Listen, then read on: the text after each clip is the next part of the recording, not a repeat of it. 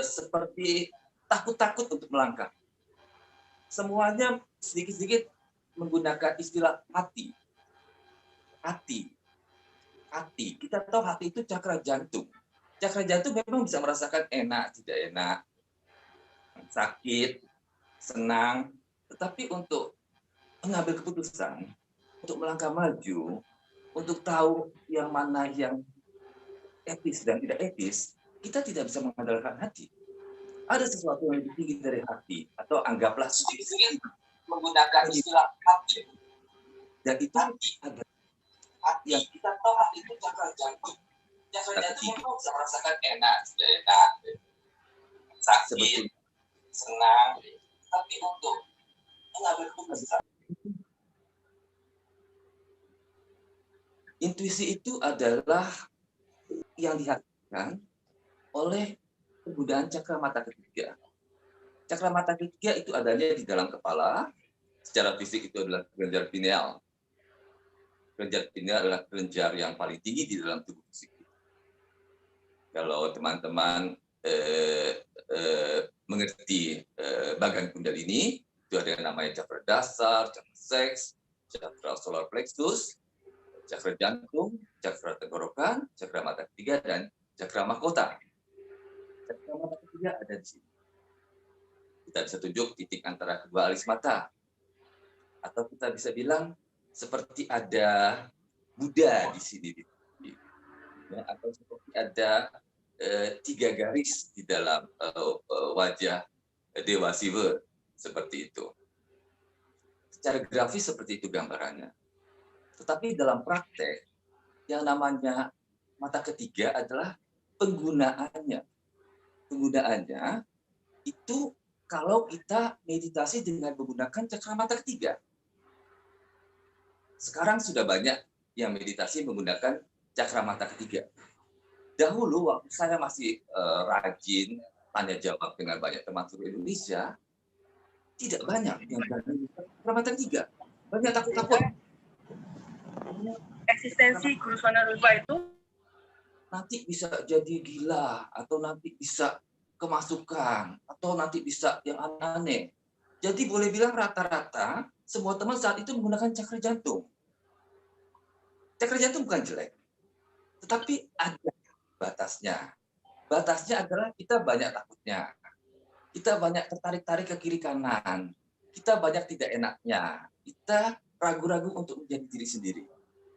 Jadi saat itu saya mengedepankan cakra mata ketiga sebagai penyeimbang cakra jantung agar kita sebagai warga Indonesia menjadi lebih seimbang. Dan syukur alhamdulillah sekarang sudah banyak yang pakai cakra mata ketiga sebagai penyeimbang cakra jantung. Kita bisa lihat di mana-mana sekarang tulisan-tulisannya, waduh, berani-berani, berani jujur, berani terbuka, berani menjadi diri sendiri. Itu adalah efek dari penggunaan cakra mata ketiga. Banyak yang bilang kepada saya, Mas Leo, kok saya tiba-tiba tahu yang itu kayaknya begini, apa benar? Benar atau tidaknya, ya tentu tergantung dari fakta yang muncul ke permukaan. Tetapi setidak-tidaknya kita sudah berani berpikir, kita sudah berani menduga-duga, kita sudah berani berpendapat. Kalau zaman dulu nggak berani, takut apa? Takut salah, ya. Nah, kenapa takut salah? Takut disalahkan. Biarpun benar, zaman dulu kita akan disalahkan. Saya ini anak zaman dulu, saya nggak ada yang ngajarin. Kalau saya berani berpendapat, disalahkan. Tetapi saya justru sekarang mendorong anak-anak yang lebih muda dari saya untuk berani berpendapat, untuk berani maju. Saya tidak pernah menyalahkan orang. Setiap orang pasti berbuat salah, pasti melakukan kesalahan. Kalau kita tidak melakukan kesalahan kita tidak bisa belajar. Jadi kita belajar sedikit demi sedikit. Kita memang tidak sempurna, tapi kita berusaha. Jadi teman filosofi Indonesia dan filosofi satu dunia, semuanya belajar satu demi satu. Kita punya fondasi satu, cakra dasar. Cakra dasar ada lakunya, itu laku fisik. Lalu ada cakra seks, itu regeneratif. Bagaimana kita berkembang biak. Nah, itu ada cakra solar plexus. Solar plexus itu kerja keras. Ya, kalau jantung, mana toleransi dan sebagainya. Lalu ada cakra tenggorokan. Cakra tenggorokan ini bagaimana komunikasi. Bagaimana saya berkomunikasi dengan Anda, bagaimana Anda berkomunikasi dengan saya, bagaimana kita saling berkomunikasi sehingga nyambung. Di atas cakra tenggorokan ada cakra mata ketiga. Cakra mata ketiga adalah ketika kita tahu apa yang kita tahu. We know that we know. I know that I know. Saya tahu. Ini pasti begitu. Dari kasih tahu. Itu namanya intuisi. Kok maksudnya bisa tiba-tiba tahu? Ya tahu aja.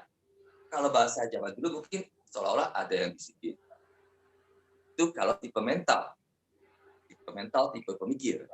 Kalau orang yang sensitif, tipe air ya, elemen air ya, dia bisa merasa melihat sesuatu. Mas Leo, kok saya merasa melihat dari Gunung Merapi kok muncul, misalnya yang Semar atau yang Petro. Jadi saya akan jawab, bisa saja itu namanya kelihatan. Kelihatan adalah simbol. Simbol itu artinya. Dan simbol itu muncul secara visual kepada teman-teman yang memang memiliki bakat visual. Saya tidak memiliki bakat visual, jadi saya bisa melihat dengan mata biasa. Tetapi saya bisa tahu ada sesuatu di sana. Karena saya tahu teman-teman yang tipe tanah, misalnya elemen tanah, malah nggak bisa dapat kelihatan apa-apa, tapi tahu harus bikin apa. Harus bikin, misalnya, yuk bikin Zoom. Zoom-nya akan melakukan sesuatu. Sesuatu itu akan bisa bantu puluhan orang setidaknya. Nah, itu tipe tanah contohnya. Kemudian satu lagi adalah tipe udara. Tipe udara itu tipe pemikir. Tipe pemikir ini tiba-tiba bisa mendapat intuisi berupa kalimat, berupa kata-kata. Tiba-tiba muncul saja di dalam pikiran dia. Seret, tiba-tiba merasa zamannya sudah sampai ya. Seperti yang diceritakan, seperti yang dituliskan dahulu kala, konon setelah 500 tahun. Menurut saya itu sudah sampai karena ada yang bilangin ke saya, contohnya. Dia tidak melihat apa-apa, cuma tahu saja. Itu tipe mental. Nah, seperti itulah intuisi. Ya. Dan caranya, kalau bagi saya, itu cukup dengan meditasi, dengan fokus di cakra mata ketiga. Kalau teman-teman pengen tahu, saya meditasinya cukup dengan fokus di cakra mata ketiga, kemudian saya diam saja dengan ketiga, bisa dengan mantra, bisa dengan doa, doanya juga doa dari aliran apapun itu tidak masalah. Ya. Nah, kemudian mantra apa yang paling sering saya pakai? Mantra yang paling sering saya pakai adalah mantra Gayatri. Karena mantra itu saya dapat sendiri waktu naik ke Gunung Agung, naik ke Pura Besaki untuk sembahyang, tiba-tiba muncul kata Gayatri di dalam kepala saya beberapa tahun yang lalu. Saya tidak tahu Gayatri apa. Saya pikir itu Dewi Gayatri. Akhirnya saya cek di internet, wah ternyata mantra Gayatri. Dan kemudian saya hafalkan dan saya pakai terus sampai sekarang. Bagaimana meditasi saya? Saya akan contohkan sekarang. Cukup fokus ke mata ketiga. Ada teman-teman yang tidak bisa fokus di cakra mata ketiga. Mungkin karena terbiasa fokusnya di dada. Atau karena terbiasa memperhatikan nafas. Tidak apa-apa. Bukan saya bilang fokus meditasi di dada salah. Itu tidak salah. Fokus di nafas pun tidak salah. Tapi saya yang satu alternatif yaitu fokus di cakra mata ketiga. Kalau teman-teman mau coba, boleh silakan. Kalau berasa agak pusing-pusing, ya tidak perlu dipaksakan. Kita santai-santai aja, sedikit-sedikit saja, ya. Biarkan semuanya mengalir. Seperti itu. Efeknya kalau kita rajin meditasi di cakra mata ketiga, kita tidak mudah tergoncang. kita tidak akan mudah terbanting-banting. Kita tidak akan mudah jatuh kalau diomongin oleh orang lain. Kita tidak akan mudah patah hati oleh orang lain. Jadi kita seolah-olah akan tidak terlalu pedulilah. Bukan berarti egois ya teman-teman, tapi kita lebih mandiri, lebih independen, lebih stabil. Sekali lagi saya ulangi, cakra mata ketiga adalah penyimbang cakra. Sebetulnya mungkin kita perlu tambah satu lagi, penyimbangnya adalah cakra seks. Sebab cakra seks itu adalah gairah hidup. Semua cakra di tubuh kita, ada 7 cakra utama, itu semuanya penting. Jadi jangan ada yang bilang, Mas Leo kok penting cakra mata ketiga aja, emangnya yang lain nggak penting? Yang lain juga penting, bahkan sama pentingnya. Cakra mata ketiga tidak ada gunanya kalau cakra lain tidak dipakai. Bagaimana Anda kerja kalau intuisinya begitu kuat, tapi Anda tidak punya tubuh fisik, atau tubuh fisik yang sakit, atau Anda tidak bisa merasakan orang lain, tidak punya empati, itu nggak ada gunanya. Jadi semua cakra di tubuh kita itu penting. Tapi saya menekankan cakra mata ketiga karena saat itu tahun 2028 itu terlalu banyak penekanan pada cakra jantung. Sehingga akhirnya saya membawakan cakra mata ketiga sebagai penyeimbang agar kita lebih stabil, agar kita lebih mantap, agar kita lebih berani untuk melangkah. Seperti itu. Ya, jadi teman-teman jelas. Dan sekarang akan saya contohkan bagaimana meditasi cakra mata ketiga dengan fokus di titik antara dualis mata, akan menggunakan mantra Gayatri. Itu beberapa kali saja mantra Gayatri saya lakukan, kemudian teman-teman bisa merasakan frekuensinya. Cakra mata ketiga ada frekuensinya loh teman-teman. Tapi sekarang saya bicara ini pun sebetulnya sudah masuk frekuensi meditasi mata ketiga. Tapi ada yang belum puas kok, frekuensi meditasi mata ketiga kok tanpa meditasi. Ya wes, sekarang kita meditasi ya.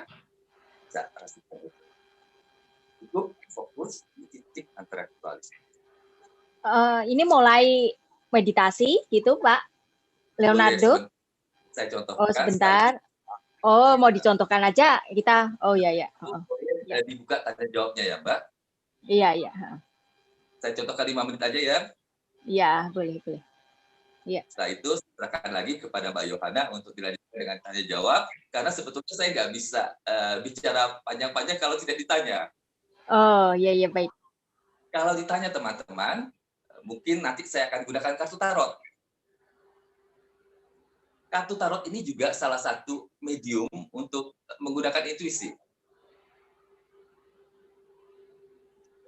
Jadi nanti pertanyaan teman-teman, pertanyaannya seperti apa, akan saya jawab dengan kartu tarot ini, tetapi sekarang saya akan contohkan dulu bagaimana meditasi mata ketiga. Mungkin paling lama 5 menit saja ya. Oke? Ya baik.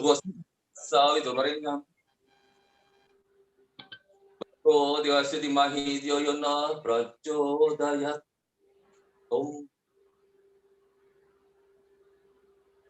Om Burvasvahatsa Gurvarenyam.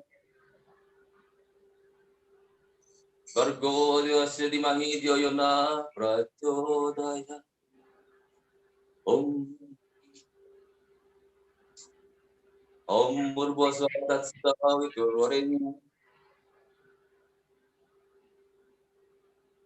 Bargo Diwasi dimahi dioyona prachodayat.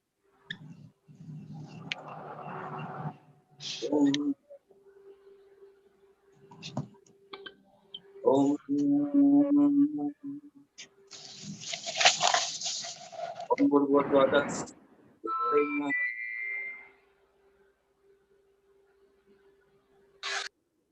Bargo Devasya Dimahi Dhyayona Prachodayat. Om Burvasvahatsa Gurvarenyam. Bargo Devasya Dimahi Dhyayona Prachodayat. Om Om. Om. Om.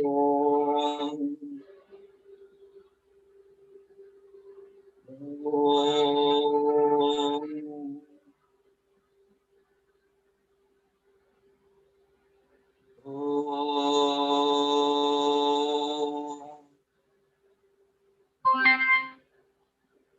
Nah, Mbak Teresia Yohana dan teman-teman semua, seperti itulah meditasi mata ketiga ala saya. Wah, itu aja. Sederhana Oh, sekali. ya, baik. Terima kasih, Pak. Kepada Itu berarti pengalaman menulis buku itu pengalaman pribadi atau ada apa, ada intuisi atau apa gimana itu Pak untuk menulis ini? Apa tadinya belajarnya ini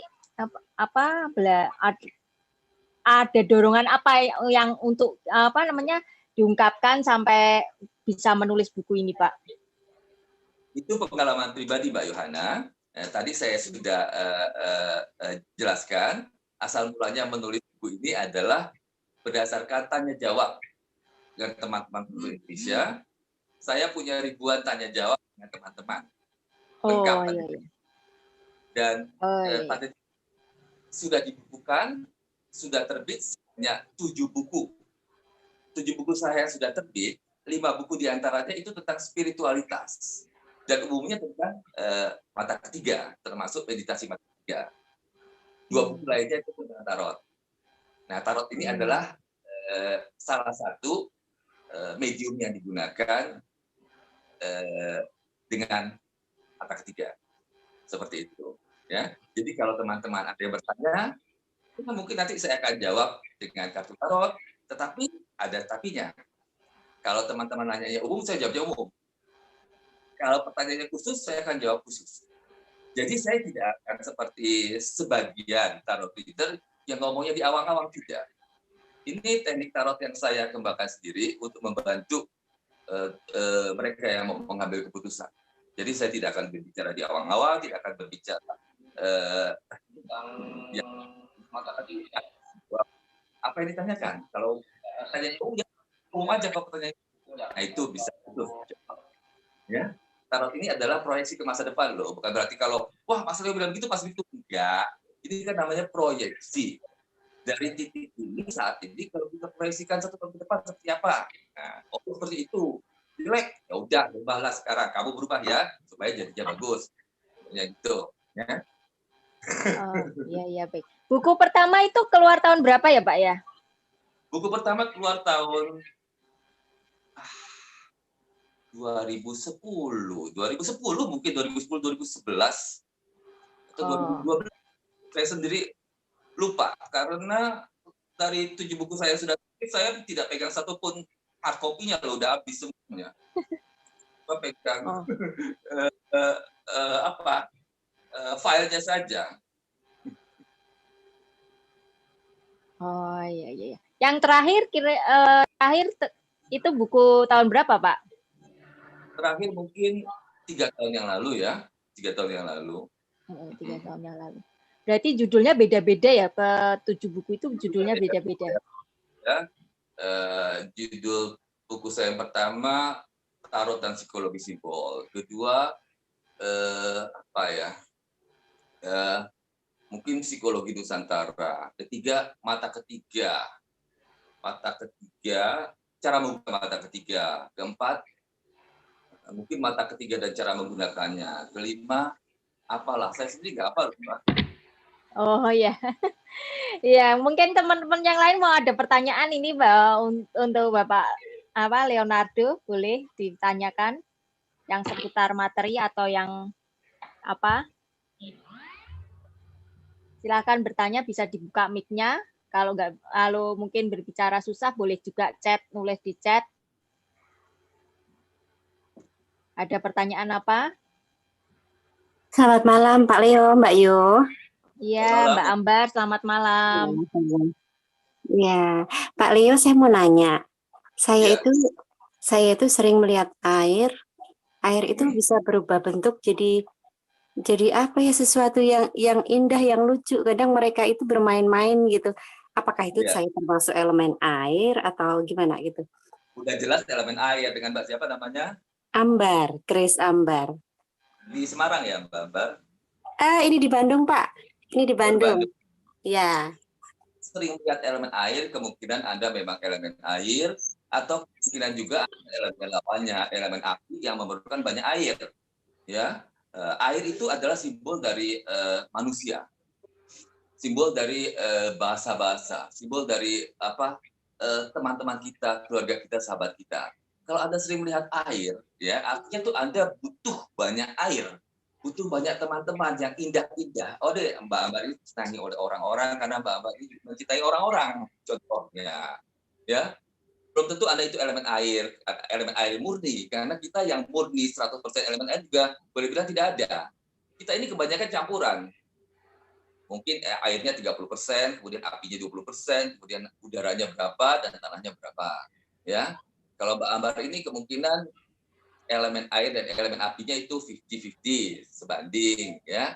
Tapi Mbak Ambar ini kelihatannya memang membutuhkan banyak teman-teman yang baik-baik dan teman-teman juga suka kepada Mbak Ambar. Ya. Yang indah-indah gitu loh, Betul, Mbak. betul, betul, Pak. Betul, Pak. Betul. Betul, Pak. Dimanapun berada, pasti banyak yang ngikut itu loh, Pak. Udah saya usir, dia nggak mau. Tetap aja Nah, ikut. Saya bingung gitu. Udah pulang-pulang, nggak mau. Ya udahlah, saya nggak bisa nolak, bilang gitu. Betul, Pak. Saya juga sebetulnya elemen api. Tapi kok saya sering ngelihatnya air. Airnya itu nanti berbentuk ada anak kecil, ada. Tapi anak kecil bukan manusia, tapi binatang. Apa gimana. Terus mereka berlari-lari gitu. Terus nanti kalau saya melihat langit-langit gitu, seperti kemarin Gunung Merapi meletus, terus gambarnya tuh gajah, belalai gajah itu gajahnya sedang memberitahu sama penduduk gitu, dia mengatakan bahwa akan ada bahaya gitu loh. Jadi kadang-kadang saya bisa menceritakan kayak gitu-gitu gitu. Kenapa ya gimana? Kok tiba-tiba saya bisa seperti itu? Nambah lagi gitu loh, Pak. Semakin tua kok oke. semakin gak waras gitu loh, Pak. Mbak Ambar, Iya, makasih Pak Leo. terima kasih sharingnya. Mbak Ambar memang 50-50 api dan air. Api juga bisa melihat, ya terutama api yang combine dengan air, elemen api yang dikombine dengan air. Ya, Mbak Ambar melihat ada gajah keluar dari Gunung Merapi yang meletus. Gajah itu simbol dari elemen tanah. Ya, kalau gajah sudah keluar berarti itu sudah tahap akhir. Ya, sudah tahap akhir artinya ya mereka yang banyak menderita akan banyak terbantu. Sebentar lagi semuanya akan selesai. Ya, tetapi Mbak Ambar melihat bahwa penderitaan itu cuma sementara. Sementara karena pada akhirnya orang-orang itu akan happy. Dan pembawa happiness ini adalah termasuk teman-teman yang semacam Mbak Ambar ini, ya, yang tidak pernah jatuh sakit, yang tidak pernah jatuh patah hati, yang tidak pernah jatuh walaupun dilecehkan, ya, yang selalu optimis. Dan Anda yang seperti Mbak Ambar yang kita butuhkan. Kita tidak butuh orang-orang yang lebay. Orang-orang yang lebay adalah orang-orang yang harus kita bangkitkan supaya optimis. Ya, supaya optimis. Dan ya, orang-orang yang depresi, orang-orang yang stres, kita bisa maklum karena situasi seperti ini ya. Tapi jangan diterusin gitu loh ya. Kita harus selalu optimis karena dengan optimis, dengan selalu gembira, kita itu mengusir penyakit. Saya bisa bilang Mbak Ambar di Bandung ini seorang healer, seorang penyembuh. Bisa kelihatan dari suaranya. Ya. Orang sakit ditepuk sama Mbak Ambar bisa sembuh. Terima kasih Pak. Amin, amin, amin. Ini saya bicara dengan intuisi loh Mbak. Saya lihat fotonya, aduh ini orang api ya, orang api yang ada airnya. Cuman orang api yang airnya cepat, kita kelemahan loh Mbak. Gitu ya Pak ya gitu. Lemahnya di mana Pak Leo? Kelemahannya adalah ya suka lebay sendiri memang. Betul Pak, ngobrol-ngobrol nggak jelas kita ngomong sama yang nggak kelihatan. Tapi lebay sendiri pun itu masih bisa dimaklumin karena kita pun tidak ada yang sempurna. Nobody is perfect, nggak ada yang sempurna. Saya juga nggak sempurna. Kita sama-sama belajar, sama Mbak Teresia Yohana di Semarang, sama teman-teman teosofi. Saya senang. Ini pertama kali saya lihat sendiri teman-teman teosofi dengan doa pembukanya yang begitu indah. Indah sekali. Ini dengan cara kita saling berbagi. Ya, itu juga adalah salah satu contoh manifestasi kata ketiga. Bagaimana kita bisa menyambung satu sama lain? Bukankah itu meditasi kita yang membawanya? Bukankah itu mata ketiga kita yang membawanya sehingga kita bisa menyambung dengan semua? Jadi jangan ada lagi yang berpikir mata ketiga artinya bisa melihat dengan mata telanjang seperti kita nonton TV lihat yang aneh-aneh. Enggak. Yang seperti itu adalah bagi sebagian orang yang sensitif. Tetapi mereka yang seperti itu pun juga banyak yang tidak stabil. Ya, yang stabil adalah yang umum dan biasa-biasa saja seperti kita, yang bisa berpikir dengan rasional, yang bisa mengambil keputusan, yang bisa membalance, menyeimbangkan kehidupan kita sehingga kita bisa sehat dan membantu orang lain juga ikut sehat. Seperti itu, Pak. Terima kasih, Mak Leo. Terima kasih juga.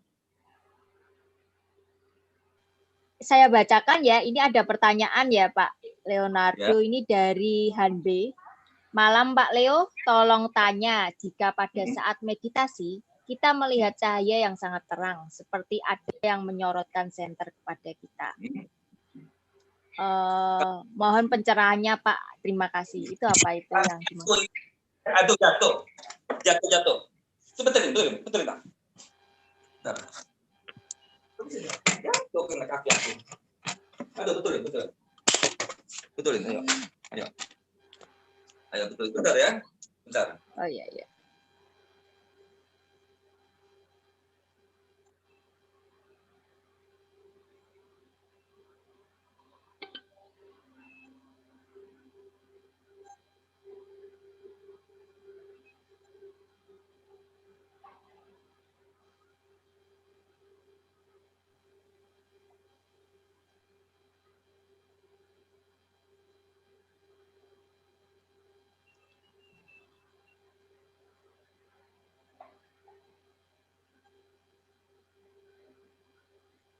Suaranya tinggal speakernya dibuka Pak Leonardo, speakernya ya.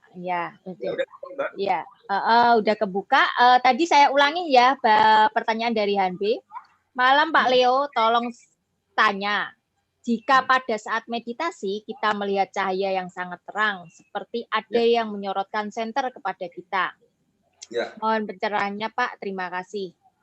Oke, kalau meditasi melihat sinar yang terang sekali itu sangat umum, Mas. Sangat umum. Artinya Anda fokus. Artinya mungkin juga terlalu fokus. Ya, terlalu fokus sehingga ada syaraf yang seperti tertekan. Kalau kita makan mata kita juga akan melihat cahaya yang terang sekali. Bukan berarti saya bilang salah. Kalau Anda enjoy, menikmati, ya nggak apa-apa, teruskan. Tapi kalau merasa cahaya terlalu terang, mungkin meditasinya bisa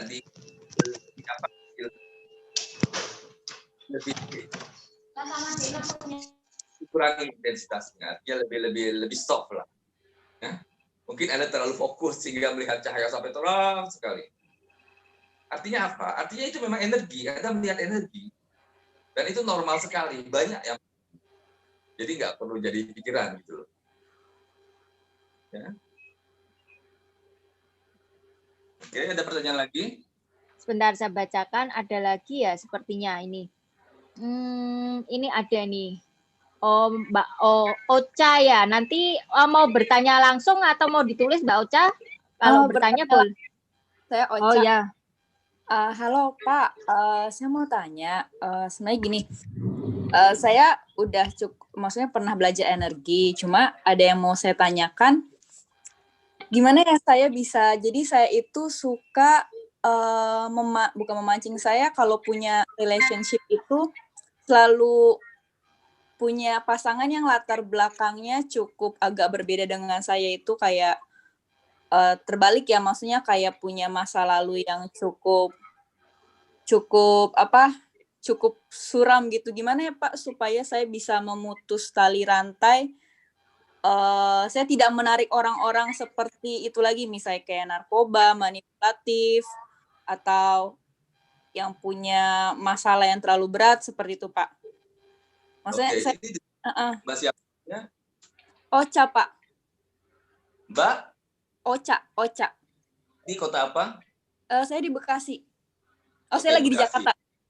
Oh, dari Jakarta. Jadi begini teman-teman, Mbak Uca bertanya, kenapa setiap kali pacaran yang datang itu yang muncul orang-orang yang bermasalah gitu loh, Mbak? Iya, benar sekali. Oke, itu pertanyaan pertama ya. Saya jawab dulu itu. Oke. Pertanyaan Anda yang kedua adalah bagaimana caranya supaya yang muncul model lain, bukan model seperti itu ya? Memutus tali rantai seperti itu sih, Pak. Maksudnya padahal saya udah kayak mengusahakan untuk mendoakan dia gitu, untuk mendoakan, memaafkan diri saya juga. Oke. Tapi tetap aja masih ada apa ya? Masih ada sisanya seperti itulah. Betul. Saya akan jawab pertanyaan pertama dulu ya. Kenapa yang muncul seperti itu ya? Kenapa gitu? Energi itu ada cakra mata ketiga. Posisinya ada di antara Yang muncul orang karena Anda ini memang memancarkan energi sebagai seorang yang stabil, Mbak Ocha ini orang yang stabil dan orang yang memang menarik banyak orang gitu loh. Menarik banyak orang macam-macam lah. Yaitu teman dekat maupun orang-orang yang tidak keruan, semuanya tertarik pada Anda. Nah, dianggap sebagai leader ya. Tuh. Bagaimana itu supaya yang muncul bukan orang-orang bermasalah. itu ada dua jenis meditasi, yaitu meditasi Simbolnya komunikasi.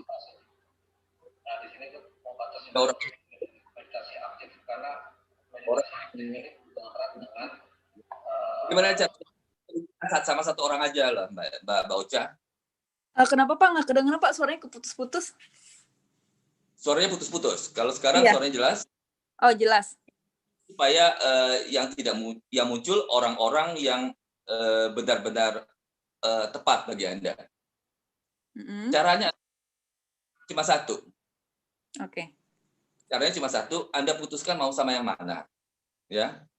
Biarpun orang itu agak lebay dan Anda ini lebih tegar, nggak apa-apa. Satu aja. Oke, Pak. Ini Anda open terhadap semua orang. Anda memperlakukan semua sama aja, akhirnya itu orang-orang ngumpul dan Anda menjadi seperti kepala suku. Mau seperti itu? Nggak suka kan? Enggak. Kalau mau memutuskan rantai seperti itu, ada orang satu yang mau sama Anda. Biarpun orang ini mungkin pernah dikecewakan di masa lalu, ya, tetapi ya udahlah sama satu ini aja. Sama satu itu aja bina komunikasi yang nyambung. Ya, perlakukan dengan berbeda, jangan perlakukan sama seperti orang-orang lain. Cuma itu caranya. Oke, Pak. Terima kasih. Ya, kalau Mbak Ocha seperti selama ini nggak mau berubah. Kalau Anda memperlakukan semua orang sama rata, sama rasa, ya udah semuanya bakal ngumpul. Anda jadi kepala suku yang ngumpul orang-orang bermasalah. Iya benar, saya samain ini sih sama orang. Itu. Oke? Oke. Jelas ya? Jelas, Pak. Terima kasih. Ya, ini ada pertanyaan Malam. lagi ya. Oh. Malam. Iya, siapa ini? Dengan Okta. Oh ya, Mas Okta. Ya. Mau tanya sama Pak Leo. Oke. Bagaimana caranya kita tahu bahwa mata ketiga kita sudah bangkit, Pak? Atau bagaimana cara membangkitkannya? Pertama, bagaimana caranya kita tahu bahwa mata ketiga kita itu bangkit? Yang kedua, jika memang belum bangkit, apakah ada cara untuk membangkitkannya kayak gitu? Nah, saya pernah punya pengalaman. Jadi itu ada keluarga yang meninggal. Ya. Ada teman yang meninggal. Saya tidak tahu bahwa dia meninggal. Halo, ya. Jadi saya tidak tahu bahwa dia itu meninggal atau kenapa. Cuma malam itu saya tiba-tiba mencium bau formalin. Ya. Nah, dan ternyata malamnya keluarga itu meninggal, kayak gitu. Apakah ini ada hubungan dengan mata ketiga atau intuisi itu, Pak? Nah, makanya saya nanya, apa mata ketiga kita sudah bangkit? Bagaimana Sudah. caranya kita tahu ya? Oke, ya makasih Pak. Itu pertanyaannya Pak. Kita itu tiba-tiba mencium yang kemudian dibuktikan ada tetangganya meninggal. Apakah itu salah satu manifestasi mata ketiga? Iya. Apakah mata ketiganya bangkit? Sudah. Makanya sebagai caranya meditasi dengan rutin di cakra mata ketiga. Cuman manifestasinya bagaimana dia terlihat mata ketiga itu. Okta itu bisa mencium. Ada kemungkinan okta ini adalah elemen yang bisa mencium sesuatu. Ya, mencium formalin ada tetangga meninggal. Mencium bau bunga, ya waduh. Kita oke. Buktikan aja mana enggak. Bagaimana cara membangkitkannya? Apa seperti dibangkitkan? Dulu, berapa tahun yang lalu. Mungkin sampai sekarang ada orang sebagian praktek menerima order membuka mata ketiga dengan mahar 5 juta, 10 juta, mungkin lebih dari itu. Apa bisa? Lucu jadinya, ya. Jadi orang akan dibimbing untuk melihat macam-macam.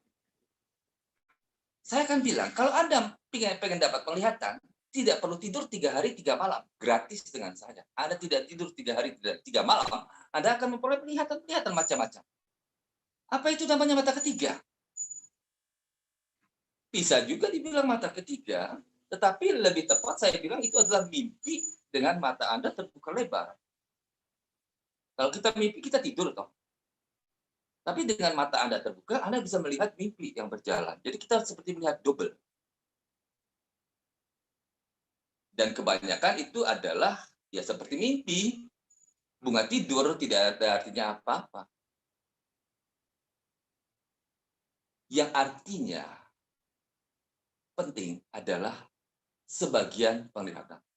Tidak semua yang kita lihat artinya penting. Tidak semua mimpi kita bermakna penting. Tidak semua intuisi kita sesuatu yang penting. Banyak intuisi kita tuh sebenarnya hal-hal remeh-temeh. Oh, ternyata saya nggak perlu banyak-banyak ngomong sama dia. Karena orangnya ini semakin saya ngomong dengan dia, dia akan semakin banyak ngomongnya. Dan akan menghabiskan waktu saya, contohnya. Apa itu intuisi? Iya, itu intuisi. Apakah itu berasal dari mata ketiga? Iya, berasal dari mata ketiga. Tapi itu kan tidak wah banget seperti misalnya tentang Sabdo Palon. Saya ngomong tentang Sabdo Palon, mungkin Sabdo Palon dianggap wah. Padahal intuisi kita tentang teman kerja pun termasuk manifestasi dari mata ketiga juga. Jadi nggak perlu kita mengharapkan atau menganggap mata ketiga adalah sesuatu yang luar biasa, enggak. Itu adalah intuisi biasa, kebanyakan tentang hal-hal sehari-hari aja. Ya, bagaimana yang kita sepele. Contohnya Okta dapat penciuman formalin, ternyata tetangganya meninggal. Jadi itu maksudnya apa? Maksudnya mungkin untuk supaya prepare deh. Mungkin itu tetangga dekat. Jadi prepare, nggak terlalu kaget, misalnya kayak begitu. Ya. Terus ditanya, apa itu betul-betul udah terbuka? Iya, betul-betul udah terbuka. Anda mau terbuka seperti apa lagi? Contohnya. Bentar, saya ngomong seperti ini, terus terang, karena ada sebagian yang benar-benar ngotot, pengen melihat kayak film. Sedangkan yang bisa melihat seperti itu memang ada, tapi sedikit sekali. Dan mereka itu adalah orang-orang elemen air yang murni. Dan mereka yang benar-benar bisa melihat seperti itu akan mengeluh. Malah ada yang datang nangis-nangis sama saya, Mas Leo, saya benar-benar tidak bisa lagi. Saya nggak sanggup lagi. Itu benar-benar menderita. Sesuatu yang benar-benar menyiksa. Paling saya akan bilang, oke, Anda bisa melihat macam-macam. Tetapi yang Anda lihat kan cuma energi aja. Sama seperti kita lewat jalanan tol. Kita lihat. ada pemandangan rumah, pemandangan. Kalau kita melihat macam pemandangan, kita harus terpaku dan memikirkan, enggak kan? Biarkan aja lewat. Itu sesuatu yang lewat. Sesuatu yang lewat di depan mata kita, biarkan aja. Nggak perlu kita perhatikan. Yang kita perhatikan adalah apa yang di depan mata. Tugas kita, kewajiban kita, tanggung jawab kita, itu. Jadi mungkin ada teman-teman yang agak kaget, saya kok, Mas Leo ini kok ngomongnya kok biasa-biasa aja, tentang hal-hal sehari-hari lah. Iyalah, mata ketiga memang tentang hal sehari-hari, tentang intuisi sehari-hari. Tentang, anggaplah hikmah. Hikmah yang kita dapatkan untuk bisa hidup dengan lebih stabil. Kalau kita bisa lebih stabil, setidaknya kita bisa membantu lingkungan kita untuk tidak terbebani. Kalau kita bisa sehat, setidaknya kita bisa membantu orang lain kiri kanan kita untuk lebih sehat. Seperti itu, ya. Begitu jawaban saya. Okta, bagaimana? Iya Pak, boleh sharing sedikit lagi Pak. Ini ada satu kejadian juga. Ini dia nomor Pak, jadi agak lucu juga. Jadi saya heran nomor ini muncul berhari-hari Pak, saya nggak paham apa maksudnya. Nah, iya. Nah, tiba-tiba saya langsung ini connect. Wah, ini kayaknya toggle Pak, dan betul memang keluar toggle-nya. Gitu. Iya. Nah, enjoy aja. Iya, baik Pak, makasih Pak. Oke, sama-sama. Ini saya bacakan ya yang di chat ya.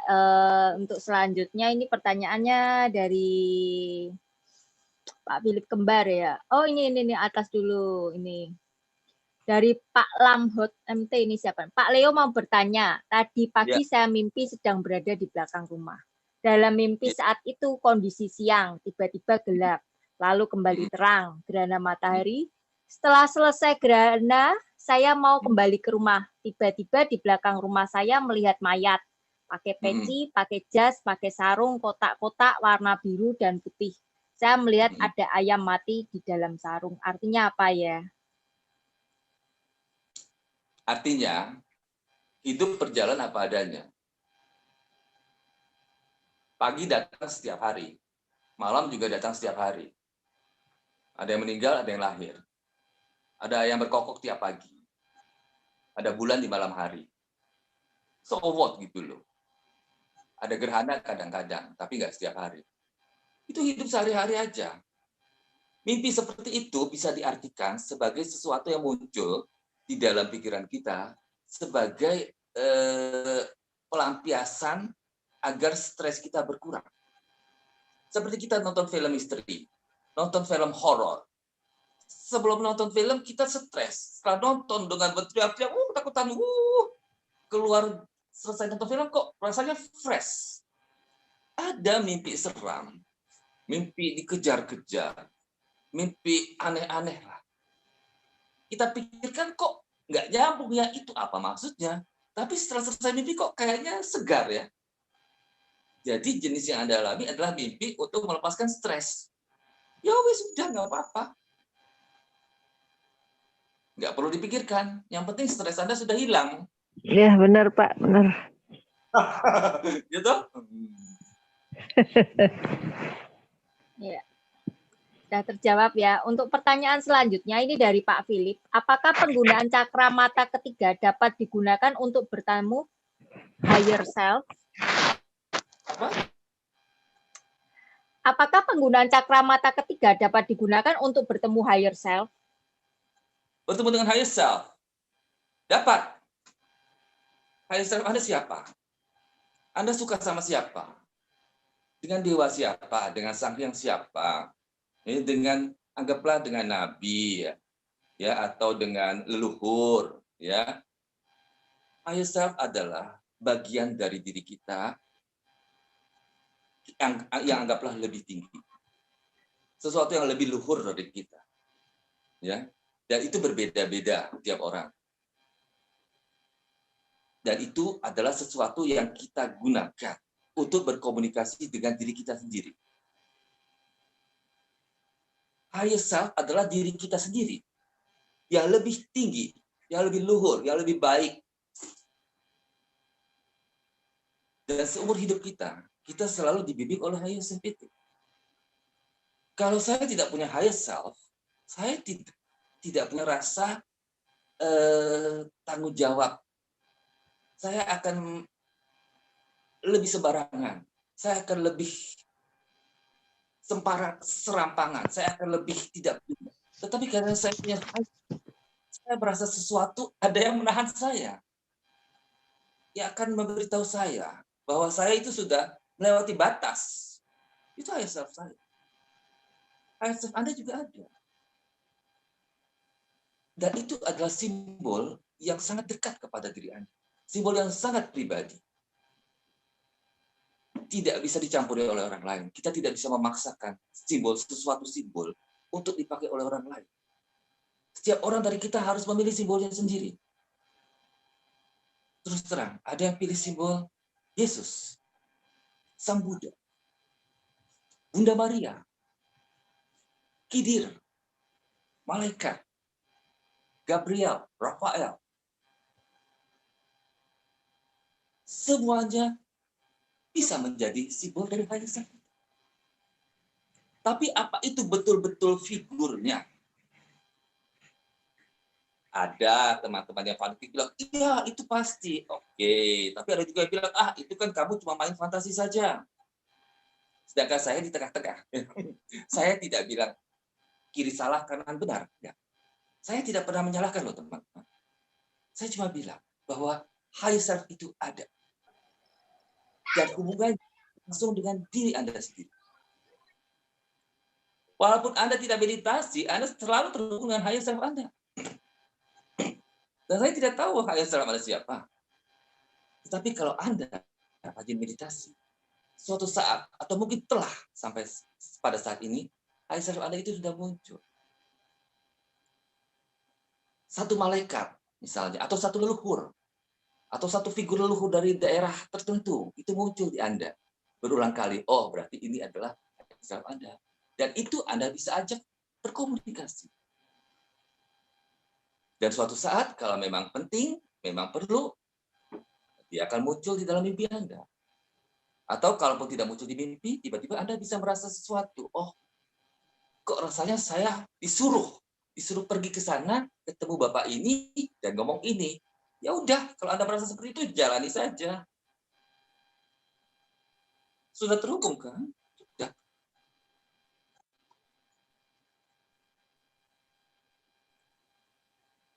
Berarti itu, wow.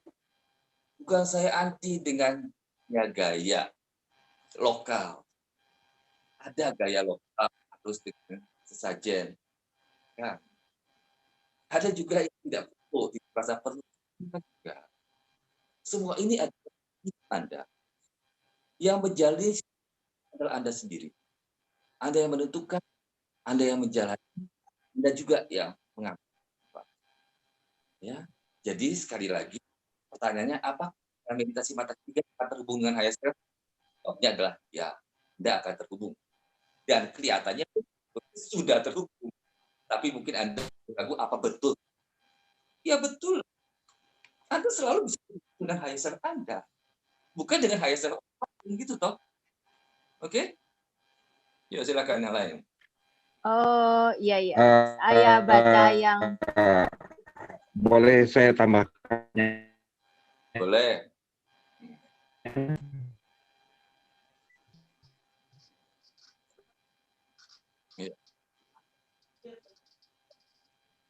Ya silakan. Ya silakan mau ditambahkan. Suaranya kok putus-putus ya? Halo? Suaranya ya, halo. Apakah Pak Philip ya?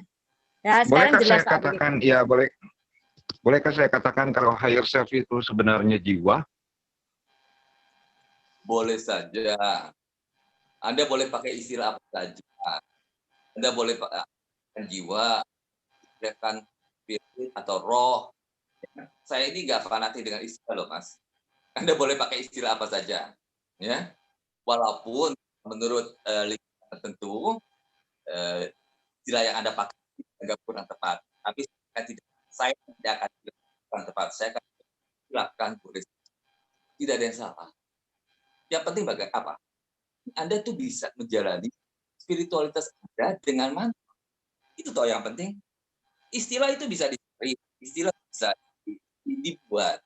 Tapi yang penting kan bagaimana menjalani spiritualitas Anda dengan mantap, dengan merasa tidak tertekan, dengan gembira, sehingga bisa menghasilkan sesuatu. Itu bentuk yang kita dapat kesehatan, kesejahteraan, damai sejahtera. Kalau orang dari lingkungan tertentu akan bilang, itulah yang penting. Segala istilah itu cukup, nggak perlu tambah, ya, nggak penting. Penting bagi Anda bisa menjalani sesuatu dengan mantap, menghasilkan sesuatu yang oke. Ya, ini saya bacakan untuk yang lain sebentar ya. Tadi sampai sini. Ya tuh. Tadi sampai siapa ya tadi ya? Sampai siapa ya tadi ya, lupa sebentar. Oh ini sudah, ini ya. Malam Pak sampai sejak kecil pernah bermeditasi. Baru belajar sekitar 3 tahun, itu pun saya bukan yang kuat untuk bermeditasi lama. Tapi sejak bermeditasi ada perubahan yang saya rasa pada badan saya pertama dulu.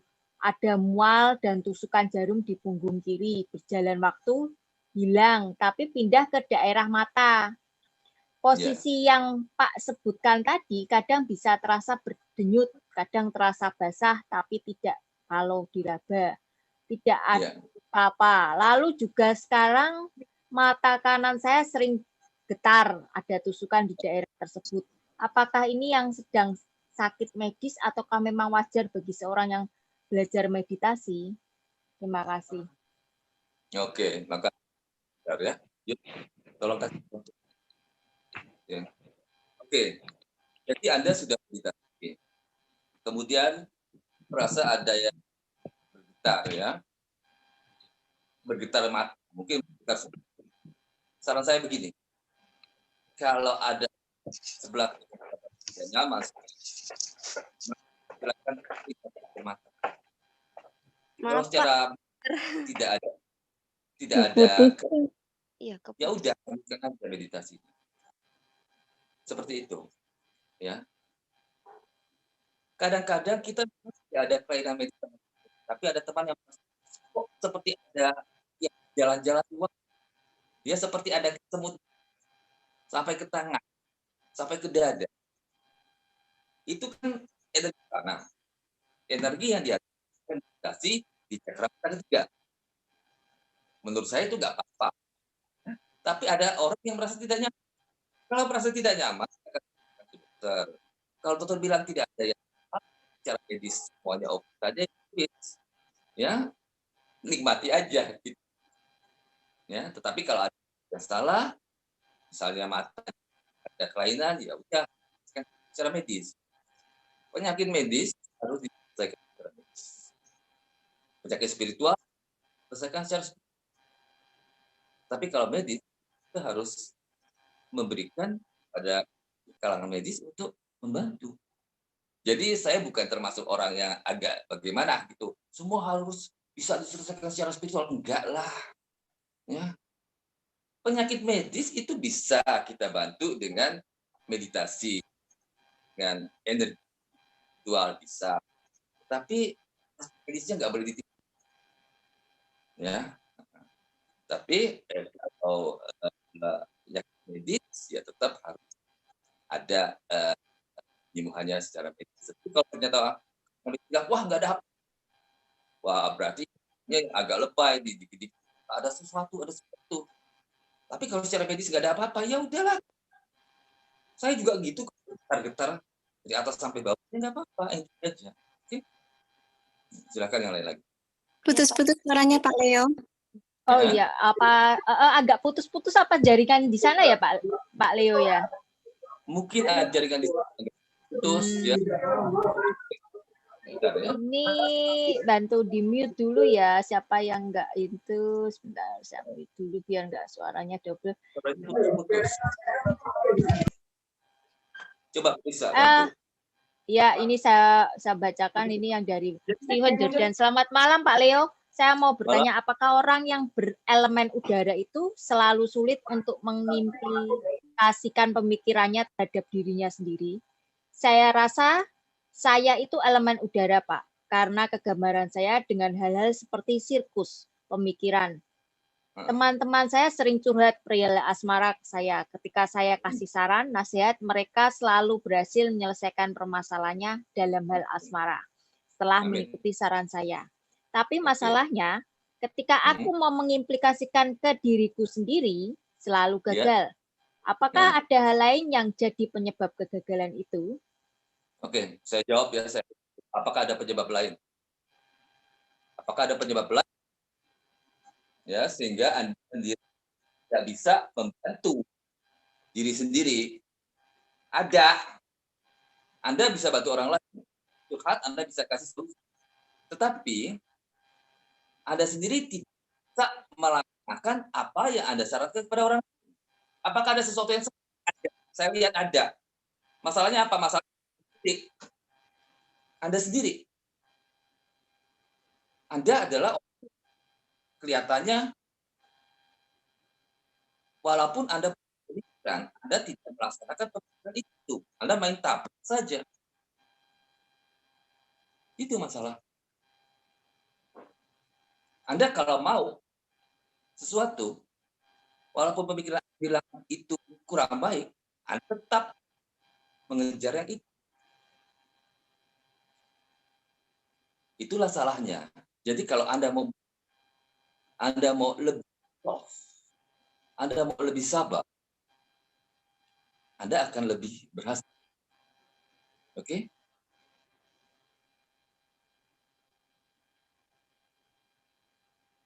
Bagaimana Mbak? Apa suaranya? Ya, udah agak mendingan, tapi masih agak putus-putus. Ya, nggak apa-apa lah, masih bisa paham dikit-dikit, masih nyambung kok. Ya, pertanyaan selanjutnya ini dari Yayu.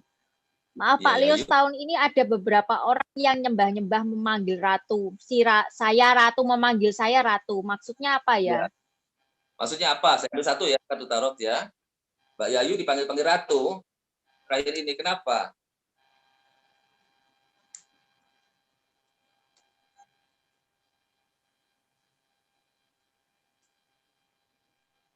Kelihatannya karena dibandingkan teman-teman Anda adalah orang yang anggap membawa sesuatu kabar yang bisa menggembirakan. Mungkin yang lain terlalu pesimis, Anda lebih seperti itu. Yang kadang sebagai kita suka pakai istilah aneh ya. Dan saya bilang salah. Tetapi saya juga tidak terlalu serius. Oke, teman Anda dipanggil itu terakhir ini. Kenapa? Saya lihat di kartu tarot kelihatannya karena dibandingkan mereka lebih optimis, lebih gembira. Ya udah, apa enjoy aja ratu. Spotnya. Oke? Iya. Ya, makasih Pak Leo. Ya, selanjutnya ini dari Hanbe lagi ya. Dari Hanbe lagi, sebentar. Tolong tanya Pak Leo, apakah ada hubungan antara mimpi ketika kita tidur dengan mata ketiga? Lalu ketika kundalini terbangkitkan, apakah mata ketiga akan otomatis terbuka juga? Oke, pertanyaan. Apakah mimpi ada hubungannya dengan mata ketiga? Ada. Ya, tapi tidak semua mimpi itu penting ya. Banyak mimpi itu cuma tidur saja. Oke, pertanyaan kedua, apakah terbangkitnya ini berhubungan dengan mata? Ya berhubungan lah. Cakra mata kita masuk atau dari 7 cakra utama yang dimungkinkan ya berhubungan. Ya. Oke, pertanyaan. Oh, ya, selanjutnya ini dari Narendra Nats. Malam Pak, saya Narendra dari Medan. Jika saya menemui kesulitan, saya selalu menemukan solusinya dari para leluhur yang telah wafat lewat dari mimpi. Saya juga berkembang dapat mengingat mimpi tersebut. Ya. Terkadang dapat mengingat mimpi tersebut seutuhnya. Pernah beberapa kali mereka memberikan informasi yang sangat penting pada saya untuk diberitahu pada orang lain. Ya. Apa ini normal, Pak? Bahkan dokumen-dokumen penting yang oleh Normal. beberapa keluarga tidak tahu keberadaannya selalu ditemukan lewat informasi yang diberikan leluhur tersebut lewat saya. Oke. Apakah komunikasi lewat mimpi tersebut bisa juga dikategorikan astral travel? Astral travel itu termasuk istilah. Anda mau bilang itu astral travel pun tidak masalah. Yang penting Anda bisa memperoleh manfaat. Dan itu normal. Normal. Buat saya dan teman spiritual itu normal. Asal Anda seimbang ya. Bisa memberikan petunjuk yang memuji dengan realita. Realitanya seperti apa? Petunjuk dari mimpi dibandingkan. Kalau ternyata logis, masuk di akal, dan masih dalam batas wajarnya, itu normal saja. Ya. Karena apa? Karena saya juga tahu, teman-teman juga tahu, ada sebagian orang yang anggaplah terlalu, ya. Saya ini garis loh teman-teman, tidak terlalu ke kiri, tidak terlalu ke kanan. Saya anggap petunjuk dari leluhur itu normal saja, asal masih dalam, kita masih bisa berpikir dengan waras, dengan norma-norma, dan itu masih dalam batas-batas yang anggap acceptable, bisa diterima.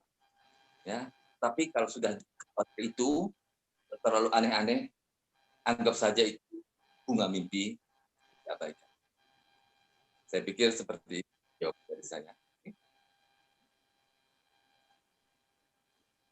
Silakan yang lainnya kalau ada. Oh ya, saya bacakan lagi ya. Untuk yang lainnya, sebentar. Tadi sudah ini. Oh, ini. Olivia ini ya. Pak, saya pernah bermimpi yang aneh. Saya seperti berada di suatu bangunan candi. Tapi seperti masih bagus. Lalu dari sisi kiri muncul muncul wanita dengan selendang datang. Tapi saat makin dekat ternyata wajahnya memakai topeng putih seperti yang dipakai penari topeng. Apakah mimpi ini memiliki arti ataukah hanya bunga tidur? Kedua, saya mimpi bertemu diri saya sendiri, bajunya sama dengan daster yang sedang saya pakai. Waktu mendekati saya, kembaran saya tersebut ternyata sedang makan ulet putih. Apakah ini ada maksudnya atau bunga tidur belaka? Terima kasih. Anda bertemu diri Anda sendiri. Kalau Anda melihat ini muncul dari dengan pakaian seperti yang Anda, tapi ketika mendekat itu memakai topeng, artinya higher self Anda, diri Anda yang lebih tinggi, memperlihatkan bahwa Anda ini dalam realitas sehari-hari atau di nyata itu masih memakai topeng. Dan untuk meningkatkan spiritualitas Anda menjadi lebih tinggi, harus lepas topeng. Kalau tidak bisa sekaligus, bisa sedikit. Itu yang saya ya bisa dimengerti. Ya. Baik, terima kasih. Ini untuk pertanyaan selanjutnya. Halo, selamat malam Pak. Saya Iman dari Tulung Agung. Mau bertanya Pak, saya sering sekali mendapat seperti mungkin bisa dibilang firasat ya.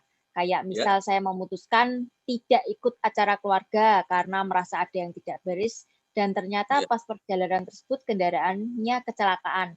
Lalu saya mendapatkan pekerjaan di warung A, tapi saya merasa nggak enak. Akhirnya saya putuskan masuk kerja ke warung B saja. Dan beberapa minggu kemudian warung A tersebut terbakar dan bangkrut dan sejenisnya. Hal-hal ini juga lumayan sering terjadi. Apakah hal seperti ini yang saya alami ini ada hubungannya dengan indera ketiga atau memang hanya kebetulan saja, Pak? Ya, hubungannya, jelas hubungannya. 100% itu adalah manifestasi dari mata ketiga yang ada di Anda, Mas. Jadi yang muncul di mata ketiga kita itu berbeda-beda, temperamennya. Ya. Dan Mas dari ini memang memiliki temperamen seperti itu, yang muncul itu berupa firasat-firasat. Ada firasat tidak usah kerja di sana, kerja di sini, ya ikuti saja. Itu adalah manifestasi dari mata ketiga. Bisa juga disebut indera keenam. Walaupun muncul begitu saja, walaupun tanpa simbol leluhur misalnya, nggak apa-apa.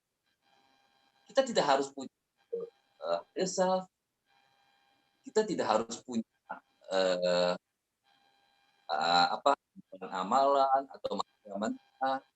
Kadang kita dengan hidup biasa-biasa aja, dengan hidup tertentu, kita bisa memperoleh firasat indera keenam, mata ketiga, seperti intuisi. Ya, ikuti saja.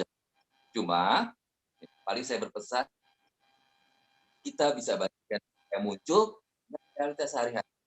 Kalau masih dalam batas kewajaran bisa di. Tetapi kalau sudah aneh-aneh, ya anggap aja bunga tidur atau anggap aja sesuatu yang lewat bisa dilakukan tanpa perlu merasa takut, ya. Nggak ada yang perlu ditakutkan. Yang penting kita bisa, kita tidak ekstrim, ya. Kita tidak ke sana kemari. Kita bisa jalan hidup dengan tertib, itu yang penting. Oke. Yuk, silakan yang lain. Ya, ini dari Pak Nur Hadi ya. Selamat malam Iya. Pak Leo. Akhirnya bisa tatap muka dengan Bapak walaupun dengan Zoom. Setelah kurang lebih 5 tahun saya membaca buku mata ketiga yang langsung ditandatangani oleh Pak Leo langsung. Alhamdulillah banyak perkembangan pada sisi spiritual saya.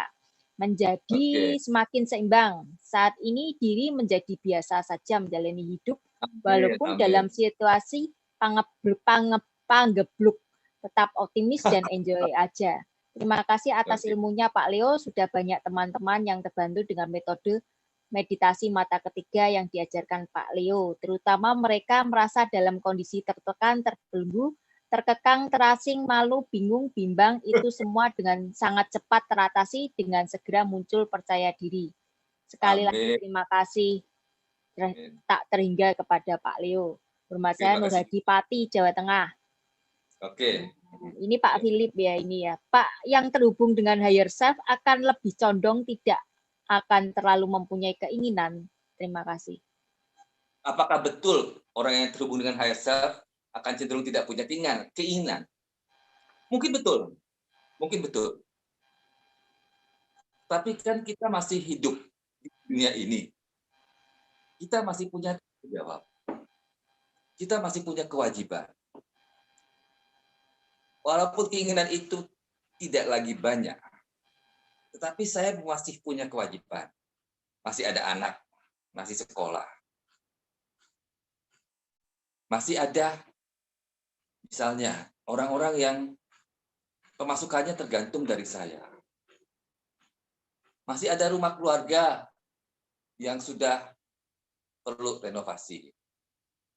Jadi walaupun saya tidak punya banyak keinginan, saya tahu ada yang harus saya lakukan. Dan itulah yang saya lakukan. Ya. Tanpa perlu mikir, kok saya jadinya kok diam aja.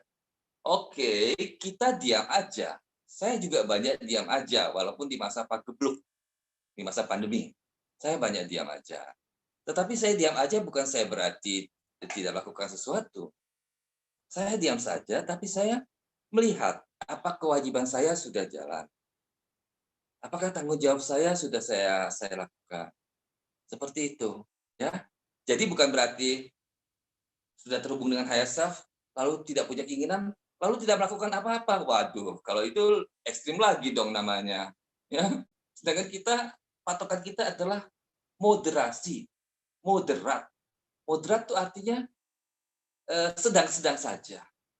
Di tengah-tengah. Tidak ke kanan, tidak ke kiri. Apa yang harus dilakukan, ya dilakukan. Walaupun merasanya kayaknya tidak kepengen lagi mengumpulkan uang. Oke, tetapi kan saya tetap ada pengeluaran. Mau nggak mau kan saya tetap harus melakukan pekerjaan kantor. Kalau saya nggak melakukan pekerjaan kantor, saya nggak dapat gaji, nanti pengeluaran saya siapa yang bayarin? Seperti itu ya. Oke. Jadi siap, terima kasih Pak. Yang lain?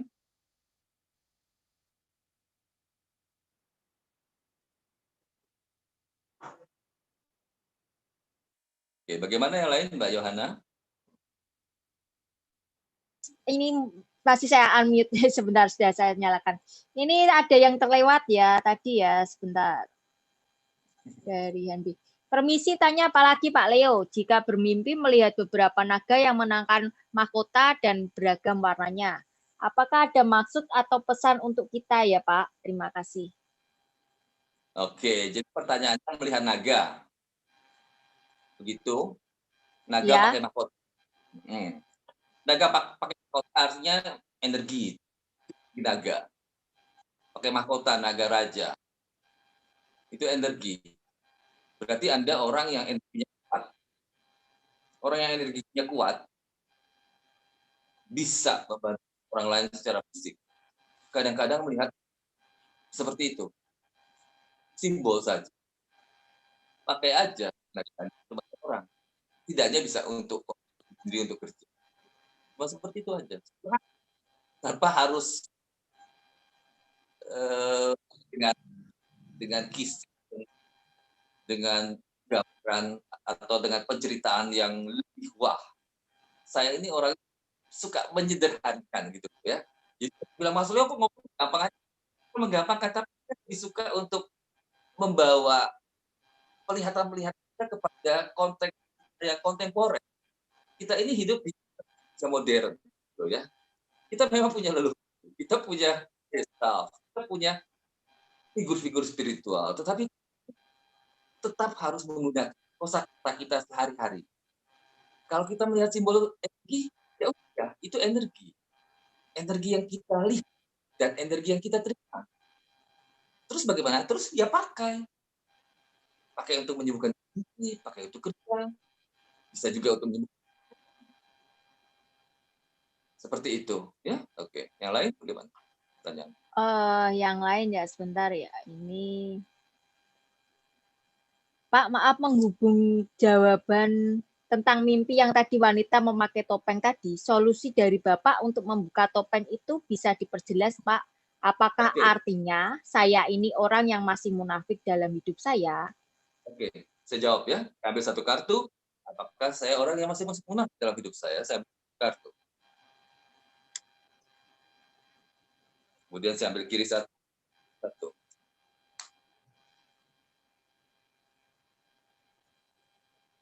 Anda merasa seperti itu, anggaplah Anda merasa seperti orang yang nggak munafik saat. Tetapi setelah saat ini, lewat, mulai besok, Anda akan menjadi orang yang percaya diri. Seorang wanita yang percaya diri. Seorang wanita yang merasa dirinya tercukupi. Seorang wanita yang tidak perlu memakai segala topeng-topeng. Itu yang saya lihat, dan kita cukup tutup dengan kata amin. Rekan yang lain? Ini kalau saya yang sendiri yang bertanya. Kalau saya sering mendapat firasat lewat mimpi, akan kejadian sesuatu, apa musibah, apa untuk orang lain, bahkan musibah yang fatal. Kalau saya sebaiknya tuh memberitahu nggak ya orang tersebut? Kalau saya memberitahu, itu bisa misalnya kayak terhambat, nggak terhambat ya, kayak terhalang beberapa waktu aja, tapi berjalan waktu kemudian itu terjadi juga musibah itu. Jadi kalau sebaiknya aku memberitahu nggak ya kalau kayak seperti itu? Saya mondar-mandir kayak orang rasanya kayak salah kalau nggak beritahu. Kalau dia beritahu ya. Yes. Aku ngerti Pak Tisha Yohana. Pertanyaan cuma satu, sering mendapat saat baik buruk atau baik. Pertanyaannya adalah apakah sebaiknya firasat itu langsung disampaikan ke orangnya. Saya akan ambil satu kartu ya, Mbak. Oke. Kartu di tengah, satu kartu paling kiri saya ambil, satu kartu paling kanan. Ya, Mbak, langsung kasih tahu. Kak, saya pernah misalnya ya, saya kasih tahu. Yaitu saya bilang tadi kayak saya lihat jelas musibah itu di mana. Terus itu karena itu untuk keluarga saya cerita. Lah itu terhambat. 3 tahun dalam waktu yang sama, Ya. kejadiannya tuh sama persis berulang lagi seperti firasat itu. Jadi cuman aku cuman ngasih tahu tuh istilahnya kayak menghebat waktu aja ya. Musibah Ya. itu tetap terjadi pada akhirnya. Ya. Oh, itu Jadi enggak apa-apa. tahu saja, Jawabannya tetap tahu nggak susah apa? saja, dan kemudian Oh, nikmati aja segala yang datang ya. Yang penting Anda sudah dapat sesuatu untuk disampaikan, Anda sampaikan. Setelah itu orang lain bagaimana menanggapinya itu adalah urusan mereka sendiri. Kita sudah sampaikan, saya lihat. Oh gitu. Kalau Iya, kita iya. dapat sesuatu untuk orang lain dan tidak sampaikan, Anda simpan sesuatu itu sendiri, jadi ada komunikasi yang Anda hambat, Anda simpan. Kadang-kadang kita dapat pesan dari alam semesta lewat orang lain. Saya dapat pesan untuk orang lain, untuk teman saya, tapi lewat saya. Lalu bagaimana? Kadang-kadang saya merasa tidak enak untuk menyampaikan. Jadi, walaupun saya tahu secara prinsip saya harus menyampaikan, saya memang lihat sikon gitu loh, Mbak. Lihat sikon. Ya. Sikonnya baik. Kalau sikonnya tidak baik, tidak usah. Walaupun secara prinsip kita tahu harus disampaikan. Oh, iya. Mbak. Ini ada lagi dari Hanbe. Bagaimana metode atau cara untuk mengolah atau memanfaatkan energi yang Pak Leo jelaskan tadi? Bagaimana memanfaatkan energi mata tiga? Beda-beda. Tergantung orangnya. Tergantung temperamennya. Tergantung bakat. Kalau bakat fisik, orang api, berbakat untuk menyembuhkan fisik. Energi mata ketiga bisa dipakai untuk menyembuhkan secara fisik. Ada yang healer yang memakai tangan. Pegang, pencet. Aku puntur, aku pressure, atau prana ya. Ada juga yang kepakarannya itu untuk mendoakan, tapi tidak mau pegang orang secara fisik. Ya udah doakan saja. Ada yang kemampuannya tidak untuk mendoakan, mengaminkan, diaminkan saja. Setiap permohonan yang keluar dari pikiran kita dan perasaan kita, kepala dan hati, kalau diaminkan, itu akan jadi. Paling sederhana, mengaminkan. Saya belajar spiritualitas Jawa. Atas dan bawah sama. Kalau kepala dan hati sama, itu jadi. Amin. Itu yang paling sederhana. Yang lain bisa pakai untuk kerja. Kerjanya kuat. Yang lain untuk apa? Misalnya untuk membantu orang-orang yang susah belajar, membantu orang-orang yang susah cari uang, atau bahkan dengan menjadi diri sendiri. Kadang-kadang dengan menjadi diri sendiri, kita udah membantu lingkungan. Sebab orang-orang yang tidak menjadi diri sendiri, atau yang ngeyel-ngeyel, itu bukannya lingkungan, malah menjadi beban. Jadi kalau Anda merasa mata ketiga Anda kerja, energinya itu, ya sebaiknya Anda menjadi diri sendiri. Menjadi orang lebih simpel, lebih sederhana, lebih membumi. Dan dengan cara itu otomatis kan akan membantu lingkungan. Lingkungan akan merasa lega. Kayaknya beban kita berkurang, contoh. Jadi macam-macam manifestasi. Tidak harus di dalam bidang yang kita golongkan sebagai spiritualitas kita adalah segala sesuatu dalam kehidupan kita sehari-hari. Semuanya spiritual. Jadi bukan hanya dengan spiritual itu bukan hanya doa-doa, bukan hanya meditasi, bukan hanya healing atau macam-macam lah, bukan hanya ritual, tetapi apa yang kita lakukan di hidup kita sehari-hari itu adalah spiritual. Dan energinya itu datang dari mata ketiga. Oke? Selamat malam Pak Leo. Malam. Ketemu lagi. Mau bertanya ya Pak ya? Ya. Oke, tadi Pak Leo ketika ini ya, ketika menjawab pertanyaan dari Ibu siapa ya, Kris Ambarwati, ketika Ibu Kris Ambarwati tadi bicara tentang gajah yang datang, itu kelihatannya Pak Leo mau seperti ada penglihatan, atau mungkin bisa dibocorkan atau diomongkan di sini. Penglihatan saya adalah seperti perempuan lihat sendiri datang. Tapi itu bukan berarti saya melihat. Mbak Ambar tadi cerita, saya melihat seperti ada perempuan datang. Perempuan ini bukan orang lain, itu dia sendiri. Diri dia sendiri. Banyak perempuan-perempuan yang merasa melihat perempuan datang. Ya, perempuan datang yang seperti perempuan yang hampir sempurna, tapi ada kekurangannya. Itu siapa? Itu diri sendiri. Banyak perempuan yang menjadi diri sendiri, tetapi terhalang umumnya karena tekanan lingkungannya. Dan kalau sudah muncul kelihatan bahwa ada sesuatu yang kurang di diri dia, apalagi munculnya berkali-kali, berarti itu suatu dorongan dari dia untuk mulai menjadi diri sendiri. Setidaknya mulai bukalah sedikit demi sedikit topengnya, mulai menjadi diri sendiri, ya, tanpa perlu takut-takut. Walaupun tetap kita harus mempertimbangkan lingkungan, ya. Nah, seperti itu. Kalau kita menjadi diri sendiri, semakin terbuka, semakin apa adanya, otomatis lingkungan kita kan akan menjadi lebih sehat. Itu loh, Mas.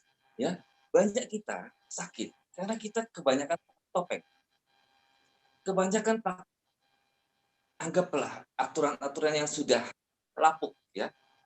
Nah, jadi bukannya kita semakin bisa bergerak, semakin bisa saling membantu, tapi kita bahkan untuk membantu pun kita banyak haknya. Nah, kalau memang seperti itu situasinya, ya udah jalani aja. Cuma kadang-kadang muncul penglihatan-penglihatan yang bilang waktunya untuk tinggalkan, untuk lepaskan. Terus seperti itu sudah muncul, apa yang sudah berkali, ya udah lepas satu persatu, jalani saja, tanpa takut. Cuma itu yang saya lihat. Silakan yang lain. Ini ada pertanyaan lagi dari Bu Win ya. Tanya Pak, ini sekitar 65 tahun yang lalu, tapi terus ingat, waktu itu saya mimpi seorang diri, berdiri di samping tembok tinggi, seperti suatu benteng, terasa sangat sepi dan agak menakutkan, karena tidak ada orang lain. Apa ini sekedar bunga mimpi atau ada makna tertentu? Terima kasih. 65 tahun yang lalu itu lebih tua dari umur saya. Anda merasa melihat suatu benteng yang sepi, tidak ada orang lain. Apakah itu ada artinya? Itu ada. Itu diri Anda sendiri. Itu diri Anda sendiri. Dan memang sendiri. Kita semua memang sendiri. Dan yang sendiri itu memang satu.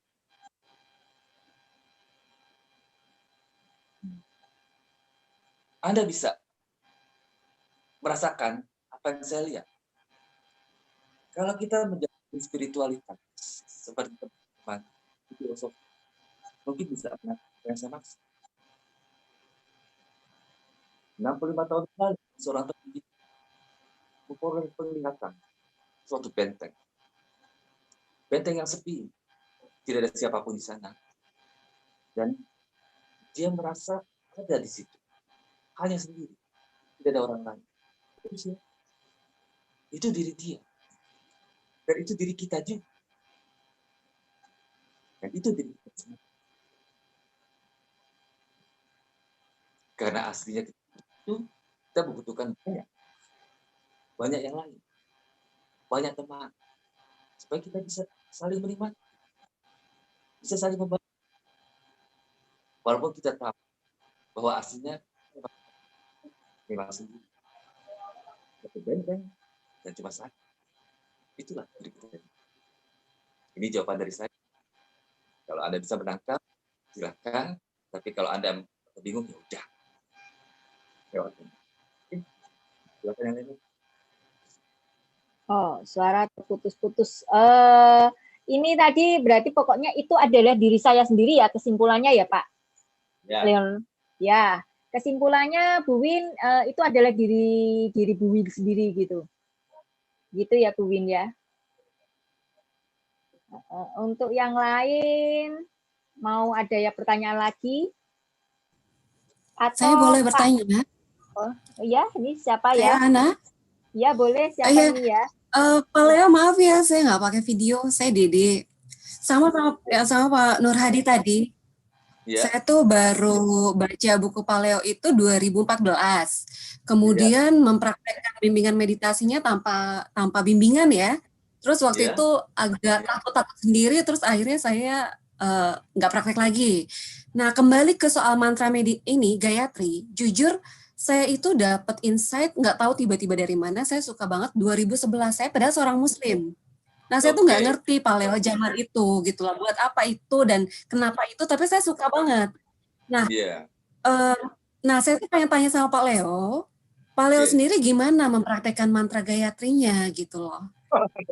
Gimana? Saya tadi udah jelaskan loh, Mbak. Saya ulangi ya. Mantra Gayatri saya.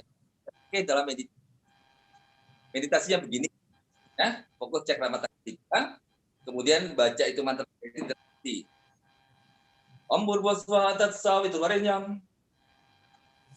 Bargo Devasya Dhimahi Dhiyo Yona Prachodayat. Om Bhurbhuvasvaha Tatsaviturvarenyam. Bargo Devasya Dhimahi Dhiyo Yona Prachodayat.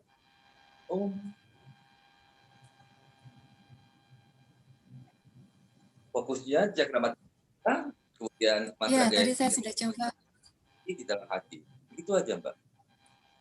Tadi saya sudah coba, Pak. Lumayan agak kencang di sini ya, di dahi ya. Cuma pertanyaan saya, Pak Leo sendiri itu pagi, malam, atau menjelang tidur gitu? Saya setiap saat. Setiap saat? Meditasi setiap saat, artinya kita bolehlah ulang-ulang di dalam hati. Ampun buat sampai suaranya. Biarpun sedang kerja, ya, nggak apa-apa. Atau tetap fokus saja di cakra mata tiga. Tapi kalau mau Anda hafal dengan bersila, bisa sebelum tidur dan tidur. Ya. Kalau Anda mau meditasi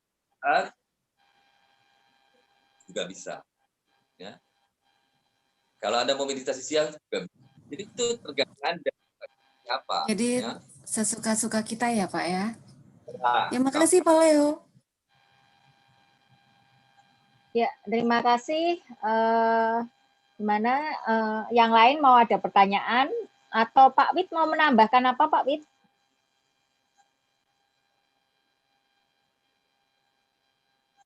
Ini apa ini dari Mbak Olivia? Pak, banyak tanya mumpung ada kesempatan. Saya sempat di suatu waktu. Oh ya?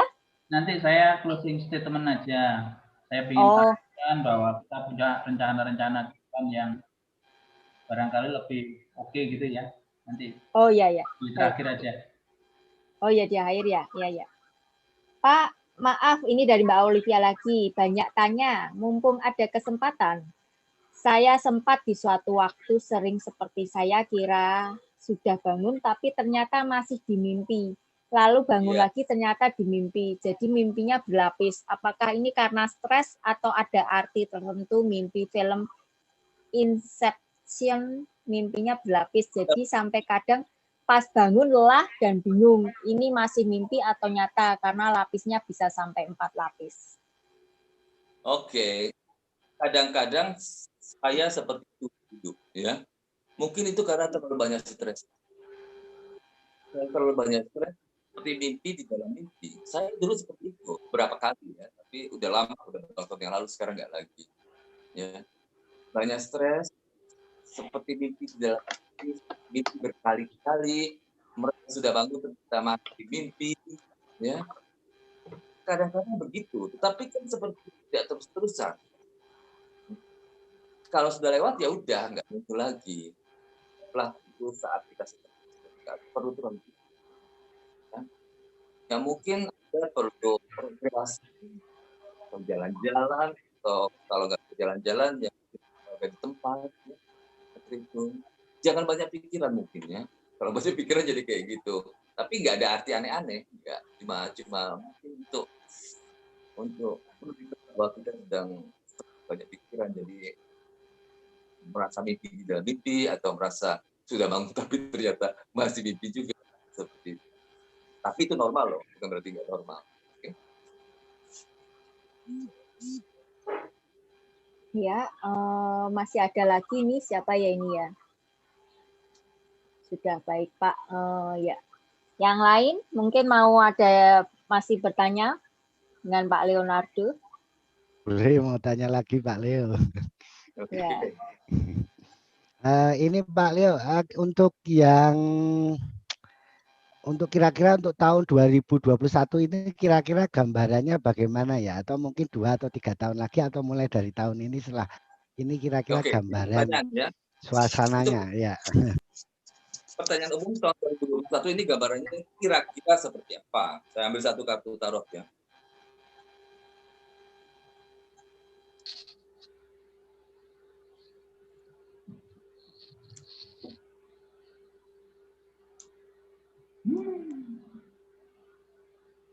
Tahun 2021 ini akan banyak keluar undang-undang baru. Undang-undang baru, peraturan baru dari pemerintahan. Dari organisasi-organisasi besar, perusahaan-perusahaan besar, itu keluar peraturan-peraturan baru, cara-cara kerja baru, prosedur baru. Itu aja yang saya lihat secara umum. Sesuatu yang baru yang kelihatannya juga belum pernah dicoba. Sebab elemennya ini adalah elemen udara. Elemen udara itu termasuk hukum, peraturan, prosedur. Dan ini simbol utamanya adalah organisasi besar, pemerintahan, BUMN, perusahaan-perusahaan besar. Itu akan keluarkan peraturan-peraturan baru yang kelihatannya belum pernah dicoba sebelumnya dan akan dikeluarkan dan diterapkan di tahun 2021 ini. Setelah itu ya kita lihat aja, juga akan ada perubahan cara hidup, perubahan cara kita berintegrasi. Jadi tahun 2021 ini berarti sesuatu yang baik, yang semoga aja lebih baik daripada tahun-tahun sebelumnya.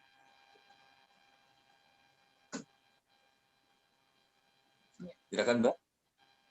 Iya, ini 2021 ya tadi ya. Iya benar 2021. Selanjutnya masih ada yang mau bertanya? Saya mau nanya, boleh nggak? Ya. Pagi Pak, nih Ayu. Jadi mau nanya, kan suka ada yang curhat ya ke Yayu tentang yang misalnya yang sering-sering itu yang mau cerai. Yayu ngasih saran kan. Nah dia udah masuk pengadilan. Terus ya itu ngobrol gitu. Saya nggak tahu apa yang saya ucapkan. Ternyata pada saat sidang dia tuh tidak jadi cerainya. Katanya karena ada ucapan-ucapan saya yang dia ingat, sehingga dia tidak jadi untuk bercerai gitu. Nah itu udah berlangsung lebih dari 10 orang kayak gitu. Dan?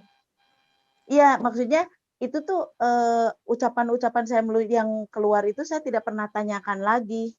Biarin aja gitu sama saya. Itu tuh apa gitu Pak? Apakah tiba-tiba meluncur aja, sayanya nggak sadar itu gitu. Nggak apa-apa Mbak, itu ada seperti itu. Jadi hikmah yang kita dapat, hikmah dari mata batin ya, mata ketiga, indera keenam, itu berbeda-beda. Mbak ini ternyata berbakat sebagai konsultan pernikahan. Sebagai konsultan pernikahan Anda mempunyai hikmah. Saya belum tentu seperti itu. Ya. Dan memang iya. Karena sudah terbukti seperti itu ya bagaimana? Teruskan aja. Teruskan Mbak. Jadi orang itu hikmahnya beda-beda. karunia-Nya itu beda-beda. Dan kita lebih baik melakukan apa yang sudah diberikan kepada kita. Tanpa perlu kita mengejar-ngejar yang lain. Kalau saya lihat, aduh, teman lain kok dengan menyentuhkan tangannya aja orang bisa sembuh. Itu dia. Itu hikmah. Itu gift-nya di situ. Karunia-Nya di situ. Tapi saya kan belum tentu. Sedangkan saya adalah untuk berbicara, untuk menjawab pertanyaan, ya, untuk pemikiran-pemikiran teman-teman yang agak sedikit rancu. Itu karunia saya. Dan saya menjalankan. Kalau Mbak Yayu kelihatannya karunianya adalah sebagai seorang konsultan perkawinan, dan itu jarang loh. Ya, teruskan aja Mbak. Iya, saya juga bingung. Dulu saya umum Pak, karena saya orang hukum. Tapi waktu itu saya ketemu dengan kebetulan orang Buddha, terus dia bilang, kamu lebih baik jadi konsultan. Saya di rumah bingung, mau ngapain saya jadi konsultan? Tiba-tiba ada yang mau cerai. Lama-lama agak banyak gitu yang datang. Apalagi sekarang ya, banyak orang pengen cerai. Ya, jadi konsultan perkawinan itu seorang spesialis loh. Spesialis ini bukannya arbitralis, ini khusus. Ya. Ini karena jamnya sudah 21.39, ada satu pertanyaan lagi ya. Ini saya bacakan satu pertanyaan. Pak Leo, salam kenal. Iya, satu pertanyaan lagi. Habis ini Pak mau memberikan close-nya. Pak Leo, saya mau tanya, waktu saya ikut Lokakarya, pemandunya menyuruh semua peserta untuk hening memejamkan mata. Kemudian masing-masing disuruh membayangkan berada di suatu tempat, tempatnya bebas. Ketika itu saya belum menemukan tempat yang cocok. Tiba-tiba saya sudah berada di suatu puncak, seperti gunung yang tidak ada pohonnya, tapi bersalju. Di puncak itu ada wihara kecil, dan hanya saya yang berada di situ. Dan saya memakai jubah seperti biksu. Apakah kehidupan masa lalu saya pernah menjadi biksu? Terima kasih Pak Leo. Oke, Anda memperoleh penglihatan suatu tempat, gunung yang tinggi bersalju, ada satu wihara, dan ada seorang bisu di sana. Itu adalah simbol pribadi Anda. Bisa Anda pakai untuk meditasi. Tapi pertanyaan, apakah itu masa lalu Anda berkaitan dengan suatu belief system, suatu kepercayaan? Ada orang yang percaya reinkarnasi, percaya kehidupan yang lalu. Tapi ada juga yang tidak percaya. Kita orang spiritual tidak memaksakan kepercayaan. Anda mau percaya reinkarnasi, ada kehidupan masa lalu, silakan. Anda tidak mau percaya pun silakan juga. Ya. Tetapi saya berusaha untuk netral, saya bilang yang Anda lihat adalah simbol dari diri Anda sendiri. Setidaknya itu adalah simbol dari diri Anda sendiri pada saat ini. Anda saat ini ada seorang manusia, penduduk Indonesia, dan simbol Anda adalah seorang biksu yang tinggal di suatu wihara di puncak gunung bersalju. Itu simbol pribadi Anda. Bisa digunakan. Oke? Ya. Sekian Mbak Teresa Yohana sebagai moderator. Ini ada apa dari Pak Wid? Mau Pak Wid? Selamat malam Pak Wid. Pak Widiatmoko ini dari Ketua Perwatir Nasional ini. Silakan. Iya, silakan. Terima kasih. Terima kasih pada Pak Rimba yang telah berkenan untuk memberikan materi kita. Kemudian untuk saudara-saudara yang lain juga ingin saya sampaikan aja begini, pada masa yang lalu, di periode yang lalu, filosofi Indonesia cukup tertutup, Bapak Ibu sekalian. Kemudian pada periode kepengurusan yang kedua, dan sejak kongres yang kemarin,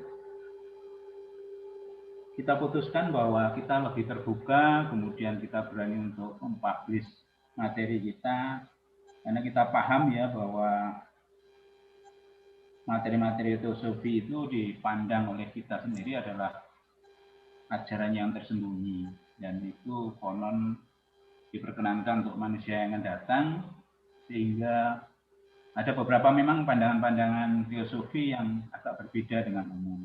Nah, di sini kenapa kita sepakat, Bapak-Ibu sekalian ya,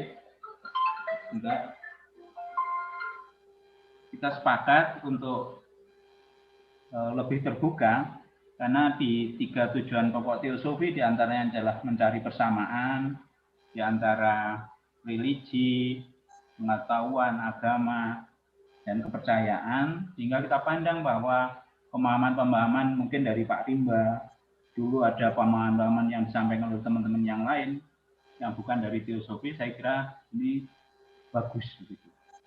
Nah, hanya saja kita ingin sedikit berpesan bahwa dalam sudut pandang teosofi, Bapak Ibu sekalian, bahwa setiap person itu dipandang potensial. Dia dulu pernah di langit. Jadi setiap orang punya kewajiban untuk mengembangkan dirinya. Sehingga kita pesan bahwa di pemahaman teosofi, seharusnya setiap pertanyaan kepada itu sudah ditujukan ke dirinya sendiri. Sehingga ke depan Mbak Yo, saya ingin bahwa karena kita pandang bahwa setiap dulur-dulur di sini itu potensial, coba kita nanti ke depan pakai gathering. Okay? Sehingga komunikasi itu tidak muncul hanya dari satu arah saja. Jadi gathering pengalaman seperti contohnya dari Mbak Yayu tadi ya. Mbak Yayu punya pengalaman luar biasa tentunya. Tadi ada banyak-banyak juga. Saya kira ketika kita sampaikan sebuah objek begitu, bagaimana menurut sudut pandang Mbak Yayu? Bagaimana menurut sudut pandang Pak Rimba? Bagaimana menurut sudut pandang Mas Tri Okta atau Mbak Yu? Yang sebetulnya sudah punya potensi, bahkan mungkin sudah bisa melihat dari sudut pandang mata ketiga atau sudut pandang yang lain, sehingga makin menarik dan lebih kaya, lebih tidak terintervensi, saling memberi, begitu Mbak Yu. Jadi ke depan kita bisa juga di samping sumber-sumber kegiatan yang person seperti Pak Rimba tadi, mungkin nanti kita bisa lakukan gathering, ini makin menarik. Kemudian tetap juga Bapak Ibu sekalian bahwa kita akan adakan ke depan ini segera kita akan adakan basic teosofi. Sudah ada 18 Mbak Yu ya yang daftar. Tinggal 3 orang saja. Monggo semua yang ingin bergabung untuk studi basic teosofi bisa mendaftar ke Mbak Yu hingga bisa kita laksanakan. Saya tulis nomor saya ya, sama nanti bisa nomor saya tulis dulu. Kalau misalnya ada yang mau bergabung studi basic teosofi, ini saya copy paste linknya Telegram, channel Telegram teosofi ya. Mungkin kalau mau ini sebentar ya, saya copy Pak. Bisa di nanti di share aja di Telegram gitu, nggih. Jadi ya, ini kalau yang belum masuk Telegram kan, ini kan banyak juga dari temennya Bapak penggemarnya Pak Leo kan, yang belum masuk mungkin ingin mengetahui apa teosofi apa, boleh ini linknya saya kopikan Telegramnya, itu nomor WA saya, mungkin ada yang perlu, nanti juga banyak kegiatan-kegiatan Zoom juga, basic atau yang lain bisa nanti saya info. Ya, gitu aja. Mungkin Pak Wid mau menambahkan lagi? Ya. Ke depan nanti Bapak Ibu sekalian kita akan buka juga untuk narasumber-narasumber yang lain begitu nih. Kita akan yang menghubungi dan banyaklah yang menarik yang bisa kita pelajari bersama. Saya kira itu, terima kasih untuk semua, tetap jaga kesehatan. Terima kasih Pak Rimba yang telah berkenan nggih. Terima kasih. Dia mau diakhiri dengan invokasi yang penutup ya. Iya, silakan. Ya, bisa hening dulu sejenak, yang lain hening, hanya hening aja. Akan saya bacakan invokasi penutup. Oh daya kasih sayang, kami berjanji setia padamu. Karena tahu hanya kasih sayang yang dapat menolong dunia. Kami menyeru berkah-Mu kepada semua yang berusaha mengabdi padamu. Kami menyeru berkah-Mu kepada semua yang tahan menderita, sehingga mereka dapat bersuka cita mengalami pelukan kasih sayang-Mu, meskipun di tengah penderitaan atau kesusahan. Kami menyeru berkah-Mu kepada semua yang dengan sengaja menimbulkan derita, sehingga mereka dapat berpaling kembali dan mengabdi kepadamu. Om Santi. Santi. Santi. Om. Terima kasih. Selamat malam. Terima kasih semuanya setelah bergabung. Silahkan bisa mengcopy channel ini dan atau nomor telepon saya bisa di-save untuk info-info selanjutnya. Terima kasih. Salam. Rahayu. Terima kasih Mbak Yohana, Pak Leo. Selamat malam. Terima kasih Mbak Ambar. Selamat malam. Makasih Pak Leo, Mbak. Makasih.